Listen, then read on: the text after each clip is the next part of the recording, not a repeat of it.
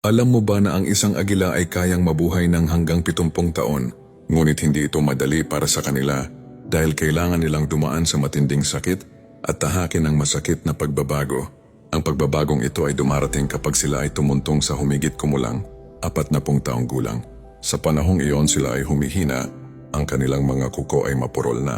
Ang kanilang mga pakpak ay mabigat at pagod na sa kakalipad sa matataas na lugar. Sa puntong iyon, may dalawang landas ang agila, manatili sa ibaba at hintayin ang unti-unting wakas o lumipad mag-isa patungo sa pinakamataas at pinakamabatong bundok doon sa gitna ng katahimikan at lamig. Ikinikiskis nila ang kanilang mga kuko sa matitigas na bato. Bawat galos ay kirot, bawat hampas ng bato ay sakripisyo. Isang masakit, mabagal at pisikal na proseso ng pagbabago.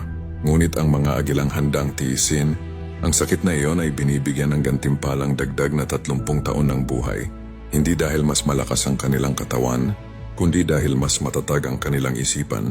Ito ang aral ng buhay. Ang kahabaan ng buhay at tunay na tagumpay ay para lamang sa mga handang harapin ang sakit upang magbago. Kung gusto mong tumagal, umangat at mabuhay ng may layunin, kailangan mong piliing harapin ang mga mahihirap, masasakit na sitwasyon ng buhay kahit mag-isa. Ngayon isipin mo ito, kung ang agila, isang nilalang ng kalikasan, ay kayang piliin ang sakit kaysa sumuko, paano pa kaya tayong mga tao? May isip tayo, may puso tayo, may pananampalataya tayo. Ang sakit na pinagdadaanan mo ngayon ay maaaring hindi wakas. Maaaring iyon ang bato na magpapatibay sa iyo. Hindi lahat ng sakit ay para wasakin ka. May sakit na hinahayaan ng Diyos upang ihanda ka sa mas mataas na lipad. Kung kinaya nga ng isang agila, mas kaya mo ito. Kaya huwag kang susuko, kaibigan. Matutong lumaban sa buhay at palagiang manalangin sa Diyos dahil hindi niya tayo pababayaan.